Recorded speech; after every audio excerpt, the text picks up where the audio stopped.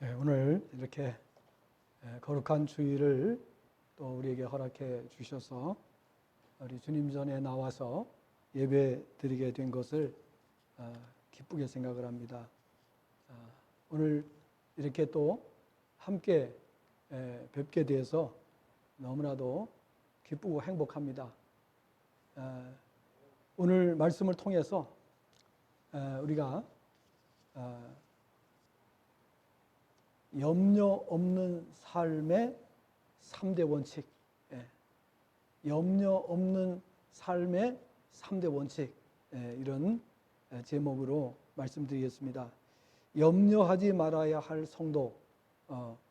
그런데 이 염려하지 말아야 할 성도는 염려 없는 삶의 3대 원칙을 깨달으면 염려하지 않고 세상을 살아가게 됩니다. 언제까지요? 세상 마치는 날까지 염려하지 않고 살다 갈 수 있게 됩니다. 여러분, 얼마나 귀한 은혜입니까? 자, 세상 사람들은 누구를 막론하고 염려 없이 살았으면 좋겠다라고 생각을 합니다. 염려를 좋아하는 사람은 아무도 없습니다. 어떻게 하면 염려하지 않을 수 있을까? 그런데 세상에는 우리가 원치 않는 것들이 너무나도 우리를 많이 염려하게 만드는 것을 볼 수가 있습니다.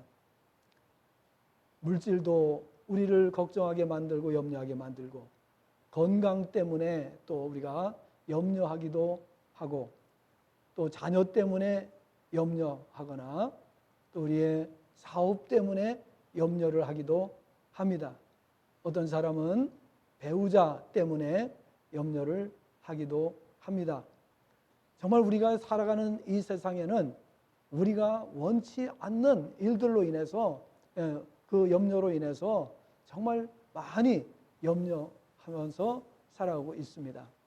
그래서 사람들은 너무 염려가 많다 보니까 하루만이라도 이 염려 좀 없었으면 좋겠다, 하루만이라도 정말 근심 없이 살았으면 좋겠다라는 말을 할 정도로 우리가 살고 있는 이 세상에는 근심과 염려가 끊이지 않는다 하는 것을 우리가 보게 되는 것입니다.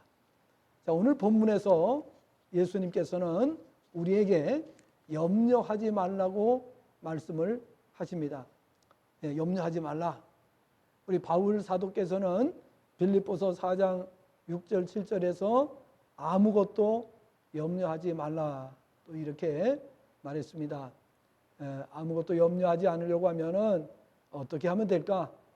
예수님께서는 우리에게 크게 세 가지를 말씀해 주시고 계십니다. 그래서 저는 이것을 가리켜서 염려 없는 삶의 3대 원칙이다 이렇게 말을 하고 싶습니다. 이건 제가 이렇게 정한 것이지 누가 다른 분이 말한 것이 아닙니다. 그러니까 제가 말씀을 깊이 묵상하고 또 이것을 준비하는 과정에서 예수님은 크게 세 가지를 말씀하셨다. 염려하지 않으려고 하면은 이 세 가지를 하면은 염려하지 않을 수가 있다라고 하는 것을 우리에게 말씀해 주셨습니다. 첫째, 19절부터 23절까지의 말씀을 보면 염려 없는 삶을 살기 위해서는 보물을 땅에 쌓으려 하지 말고 하늘에 쌓도록 노력하라고 말씀하신 것을 볼 수가 있습니다. 이것이 제1원칙입니다. 염려 없는 삶의 제1원칙은 뭐냐? 보물을 땅에 쌓으려 하지 말고 보물을 하늘에 쌓으려고 하라고 하는 것이 첫 번째 원칙인 것을 우리가 알아야 하는 것입니다. 자, 오늘 말씀에 보면은 22절에 이렇게 말씀합니다. 눈은 몸의 등불이니 그러므로 내 눈이 성하면 온몸이 밝을 것이요 눈이 나쁘면 온몸이 어두울 것이니 이렇게 말씀하고 있어요. 그러면 여기서 눈은 무슨 눈을 말할까요? 예, 여기서 말씀하는 눈은 어떤 눈을 말해요? 예, 믿음에는 영적인 눈을 가리키는 겁니다. 영적인 눈.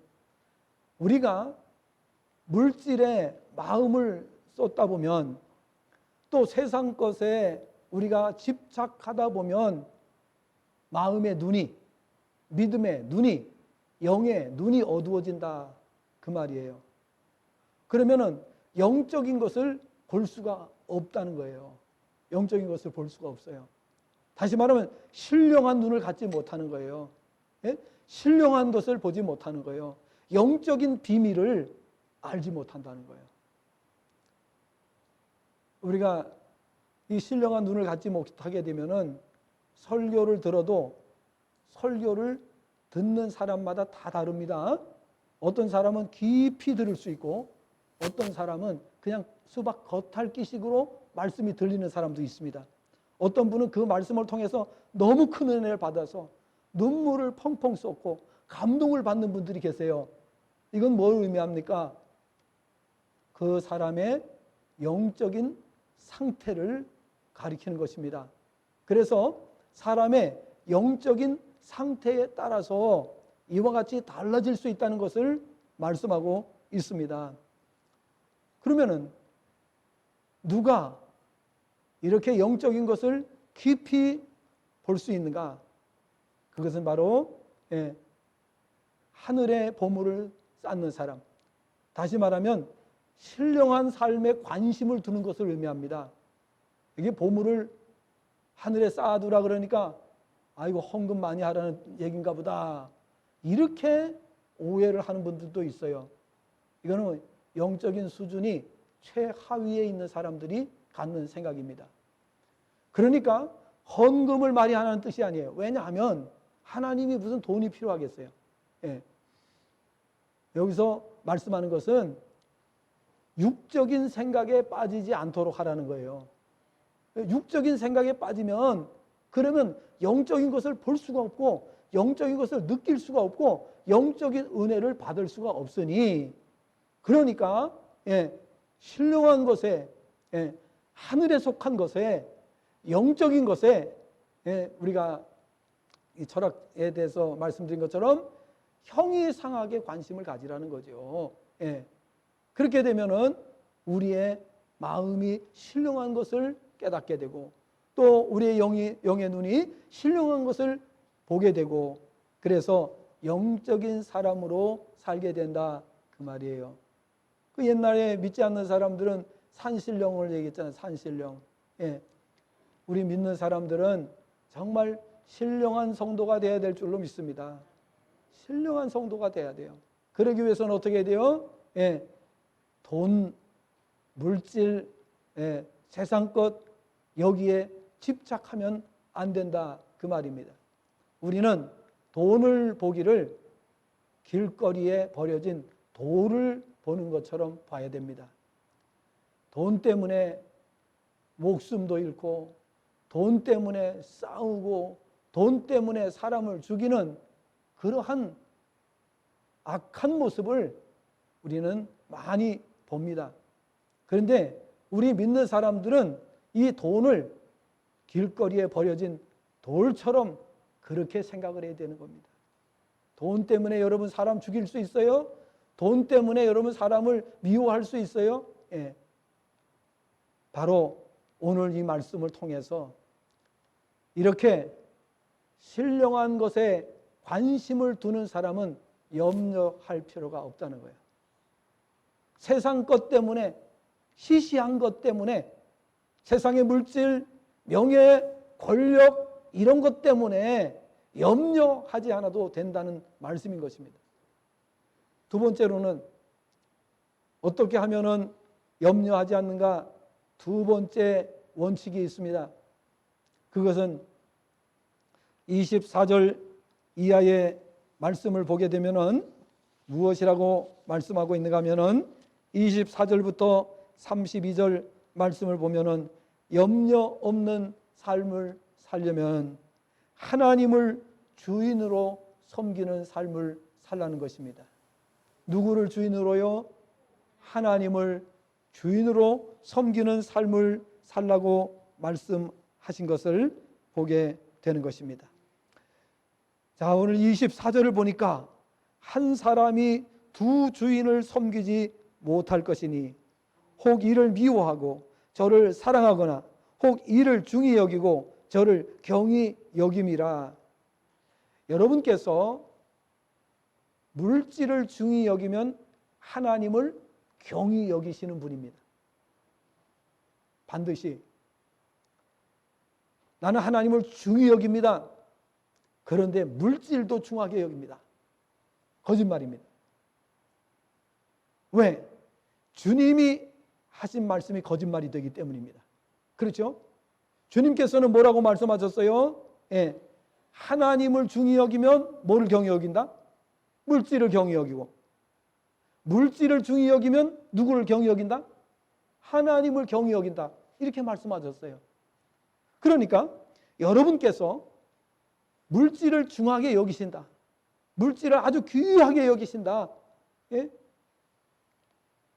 그러면 하나님을 가볍게 여길 수밖에 없습니다. 본인은 안 그렇다고 생각하지만은 그것이 오늘 성경의 진리이기 때문에 그런 것입니다. 자, 우리가 앞에 있는 말씀에서 21절 말씀을 한번 같이 읽어보도록 하겠습니다. 21절 말씀을 큰 소리로 한번 읽어보겠습니다. 시작. 내 보물이 있는 그곳에는 내 마음도 있느니라. 여러분, 돈을 좋아하면 하나님을 멀리하게 돼 있어요. 이건 진리입니다. 본인이 아무리 안 그렇다고 큰 소리를 쳐도 소용이 없습니다. 사람을 귀히 여기는 사람은 하나님을 경히 여길 수밖에 없습니다. 아무리 본인이 안 그렇다고 해도 소용없습니다. 사람을 여러분 사랑하게 되면은 사람한테 빠질 때가 있어요. 그죠? 사람한테 집착할 수가 있어요. 그러면 하나님을 멀리 할 수밖에 없어요. 하나님을 가볍게 여길 수밖에 없게 되는 거예요. 본인은 안 그렇다고 또 안 그런다고 안 그러려고 본인은 최선을 다하려고 하지만은 그렇지를 못한 것이 인간입니다. 그렇기 때문에 오늘 예수님께서는 분명하게 말씀합니다. 만약에 너가 물질을 중히 여긴다면 하나님을 경히 여길 것이고 그러면 염려하는 인생이 될 수밖에 없다라는 것을 말씀하시는 것을 볼 수가 있습니다. 그러니까 염려 없는 삶을 살려면 어떻게 해야 돼요? 하나님을 주인으로 모시고 살아가야 되는 거예요. 그럼 하나님을 주인으로 모시려고 하면 어떻게 해야 돼요? 하나님의 말씀에 귀를 기울이고 하나님께서 무엇이라고 말씀하시는지를 항상 우리는 관심을 가지고 있어야 되고 하나님의 말씀에 귀를 기울이면서 그 말씀 따라가려고 최선을 다하는 성도가 돼야 됩니다. 종이 누구의 말을 들어요? 주인의 말을 듣잖아요. 그죠? 주인의 말을 들어요. 그러니까 그러면 나는 하나님의 종인가? 나는 하나님을 주인으로 모시고 사는가 하는 것을 시험해 볼 수가 있어요. 어떻게? 내가 누구 말을 잘 듣는가를 보면 알 수가 있어요. 예? 하나님의 말씀을 잘 들어야 돼. 그게 하나님을 주인으로 모시고 사는 사람이에요. 오늘 우리가 이렇게 예배를 통해서 말씀을 들어요. 이 말씀을 들을 때에 정말 이 말씀에 귀를 기울이고 집중하고 들어야 돼요. 왜? 누구의 말씀이에요? 하나님의 말씀이기 때문에. 하나님의 말씀이기 때문에. 저도요, 하나님의 말씀에 귀를 쫑긋 기울이고 하나님의 말씀을 듣습니다. 왜? 하나님의 말씀을 내가 듣지 못하면 성도들에게 전할 말씀이 없어요. 여러분, 이 주일날 이렇게 말씀을 전하는 것이 그냥 되는 줄 알지요? 되겠습니까? 천만에요. 천만에요. 여러분께서 한번 여기 이 자리에서 하신다고 생각해 보세요. 그게 가능하겠어요? 예, 가능하지 않습니다. 그러니까 하나님께서 주시는 말씀이래야 돼요. 하나님이 주시는 은혜가 있어야만 우리가 이 말씀을 통하여 우리의 영혼이 감동을 받고 우리의 영혼이 성장하게 되고 은혜를 누리게 되는 줄로 믿습니다. 절대로 그냥 되지 않습니다. 그러니까 저는 주일만 지나면 주일날 저녁 때만 되면 고민을 하는 거예요. 주일 저녁 때만 되면 하나님 앞에 하나님 다음 주일에는 뭐 해야 돼요? 다음 주일에는 메뉴가 뭐예요? 하나님 예? 말씀 주세요. 말씀 주세요. 계속 고민하면서 기도하는 거예요. 예. 그게 주일 예배 끝나고 나면은 벌써 고민이 되는 거예요. 막. 예. 고민이 되는 거예요. 여러분 가정주부가 뭘 걱정을 해요? 예? 예. 메뉴를 뭘로 할 것인가? 걱정이 태산 같죠, 그죠? 예. 그 다음에 명절이 돌아오면은 아이고 이번 명절에는 또 뭘 할 것인가? 이게 가정주부들은요 얼마나 그것이 걱정이 되는지 몰라요. 얼마나 예민한지 몰라요. 그러니까 하나님의 말씀을 준비하는 목회자도 똑같습니다. 목회자는 이 말씀 때문에 고민하고 이 말씀 그리고 성도들이 또 말씀을 받고 은혜를 받아야 되잖아요. 그냥 말씀 전한다고 되는 게 아니잖아요. 성도들이 다 은혜를 받아야 되는 거예요. 그러니까 얼마나 그것이 고민이 많이 될 수밖에 없는 일이죠. 자, 우리는 하나님이 주인이 돼야 돼요. 예, 당연한 거지만은 안 그런 사람이 있기 때문에 이 말씀이 나온 거 아니에요. 하나님이 당연히 주인이신데 우주 만물을 창조하셨는데 여러분 우리가 눈으로 보는 모든 사물이 저절로 있는 것은 아무것도 없어요. 여러분 요즘에 마스크 공장이 유행하고 있어요. 그렇죠? 마스크 공장이 율성리에도 마스크 공장이 생겼대요. 예. 자, 그러니까 이 마스크 공장 왜 마스크 공장이 생깁니까? 예. 수요가 있으니까 생기는 거죠. 마스크가 저절로 생깁니까? 아니죠. 우리 대한민국의 마스크가 세계적으로 인기가 있습니다. 그래서 웬만한 나라는 대한민국 이 마스크를 구입하기 위해서 애를 쓰고 있습니다. 왜? 기술이 워낙 좋으니까. 기술이 워낙 좋으니까. 그런데 마스크가 저절로 있다고요? 그게 말이 됩니까? 여러분 어떤 물건 하나도 저절로 있는 것은 아무것도 없어요. 사람들이 고안하고 연구하고 많이 노력해서 만들어지는 거예요. 고급스러운 제품일수록 어떻습니까? 더 많이 연구하고 더 많이 노력하고 그래서 제품이 만들어지는 겁니다.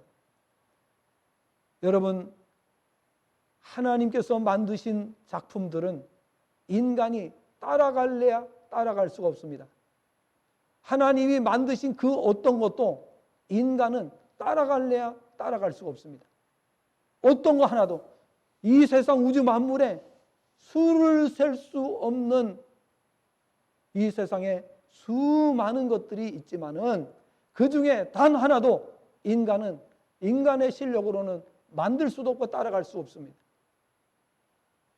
이런 것을 봤을 때에 하나님의 능력이 얼마나 놀랍고 대단하다는 것을 우리가 깨달아야 되는 것이고 그것을 아는 것을 은혜라고 하는 겁니다.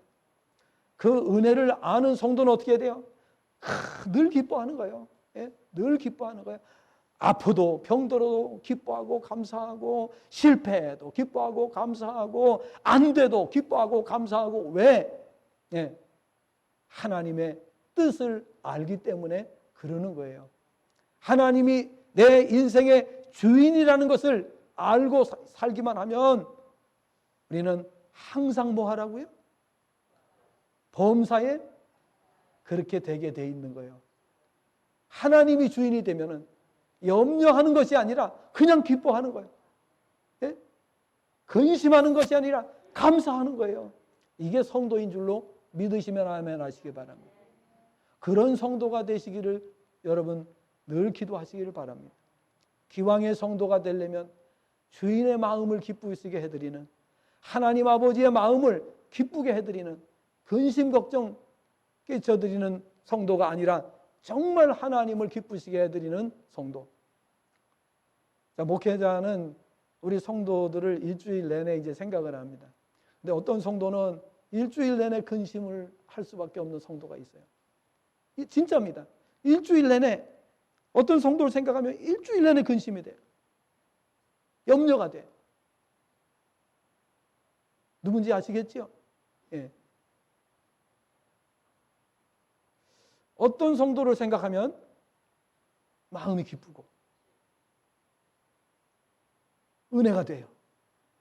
근데 어떤 성도를 생각하면 일주일 내내 고민을 해요. 예. 누굴까? 예. 여러분 누구라고 말을 하진 않겠습니다. 또 시험들은 시험 드니까.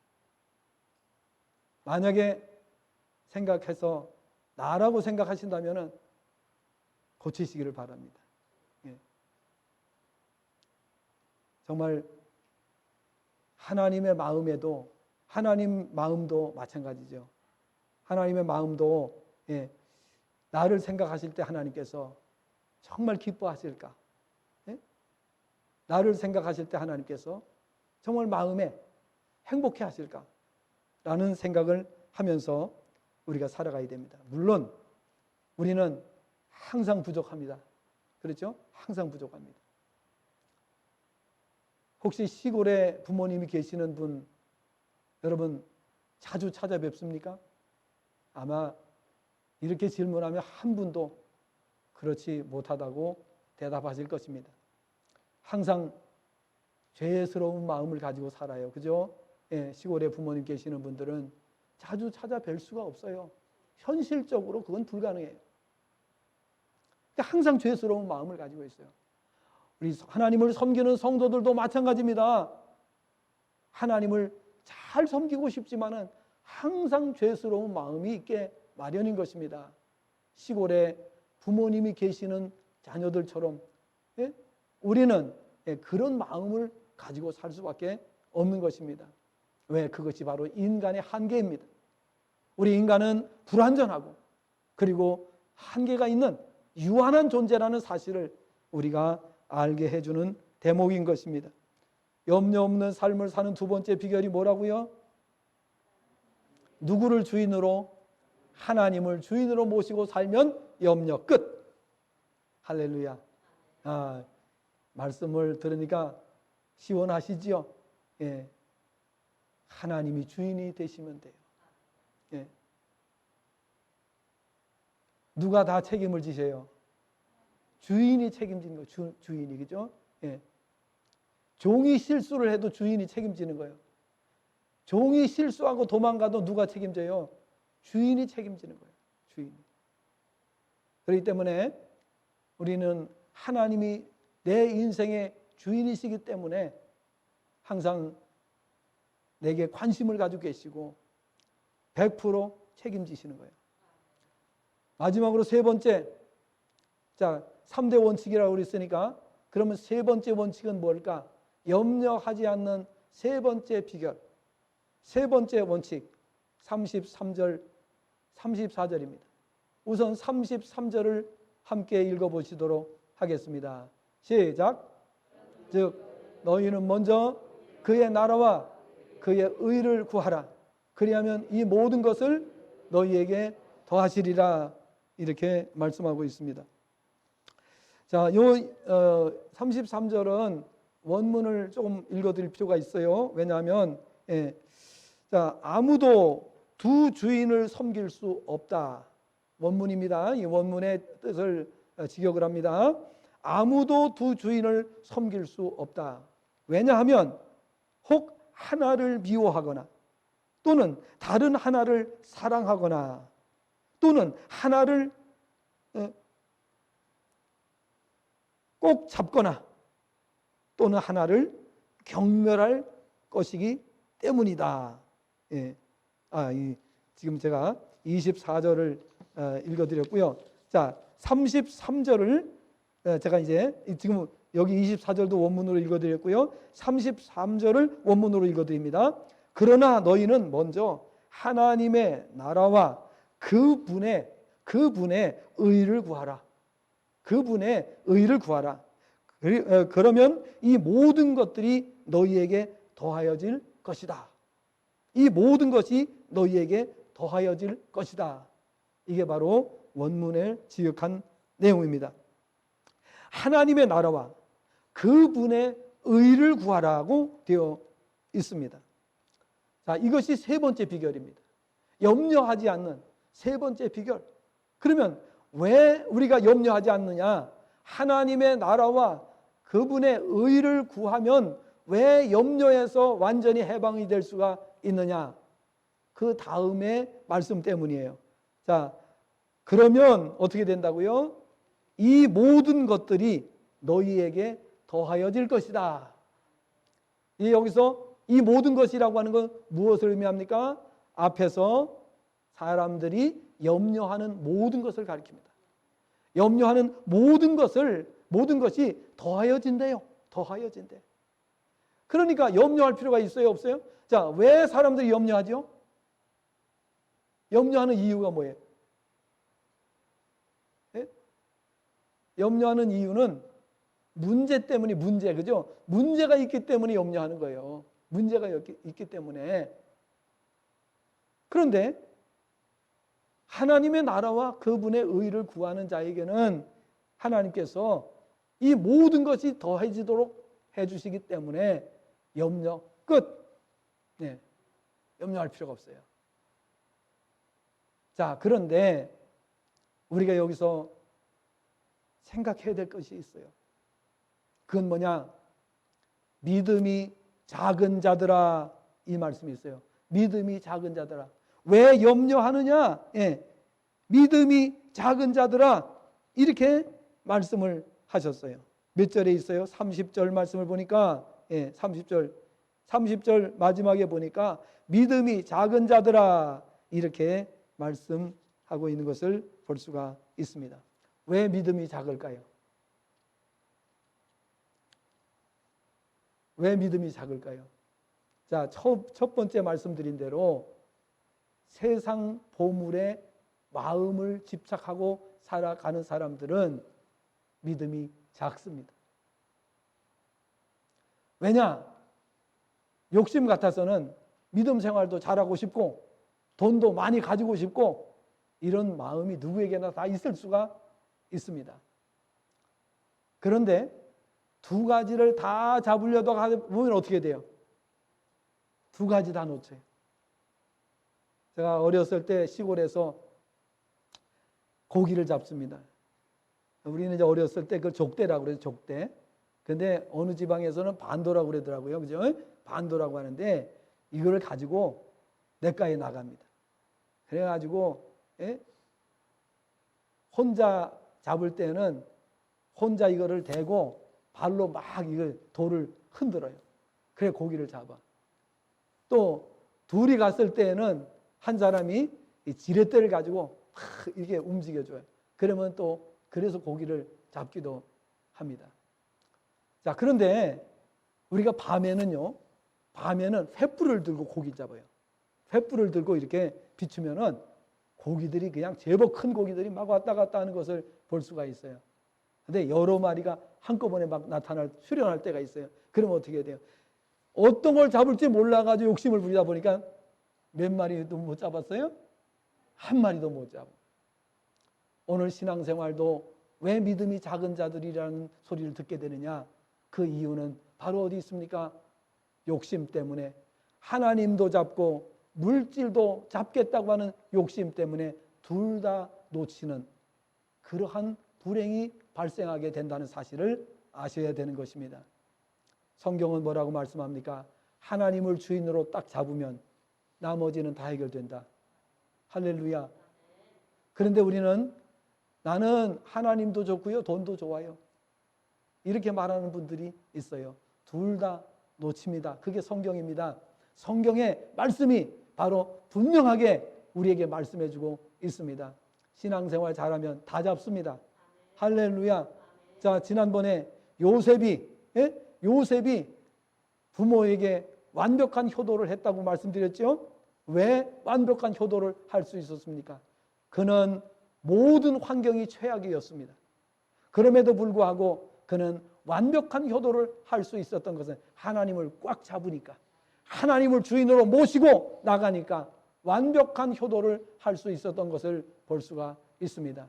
하나님을 잡으면 모든 것이 다 해결되는데 우리는 하나님도 잡고 세상도 잡겠다고 욕심부리는 사람들은 결국 이도 저도 아닌 것을 우리가 경험하게 되는 것입니다. 그러므로 우리는 하나님을 꼭 잡아야 돼요. 그 나라와 의를 구하면 하나님께서 내가 염려하는 모든 것을 다 더해주겠다고 말씀하셨기 때문에 부족함이 없는 삶을 살게 된다는 것입니다. 누누이 말씀을 드렸습니다마는 하나님께서는 전도서 5장 18절 19절 의식주 해결해 주겠다. 출애굽기 15장 26절에서는 건강을 책임져 주겠다고 말씀을 하셨습니다. 그리고 오늘 본문에서 이 모든 것을 더해 주시겠다고 말씀을 하셨습니다.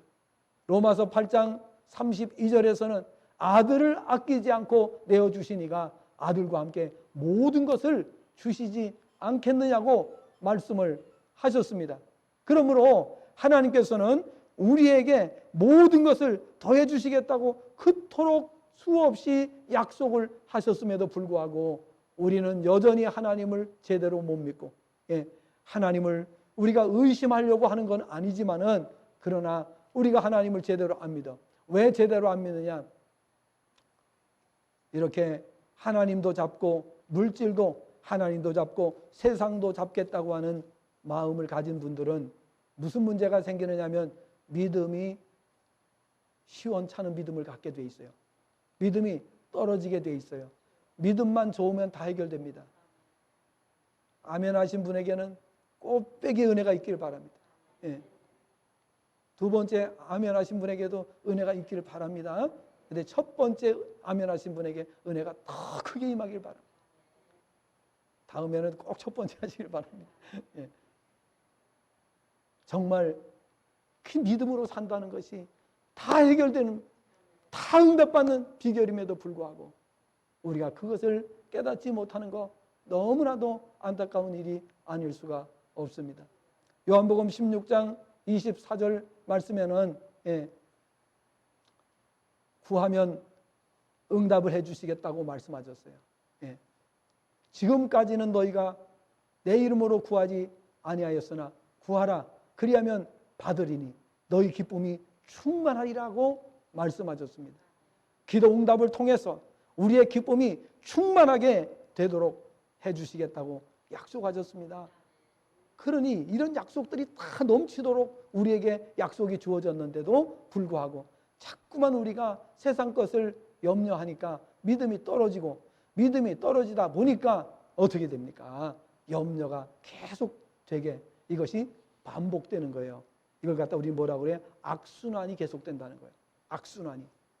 우리는 이제 이 악순환을 선순환으로 바꾸셔야 돼요.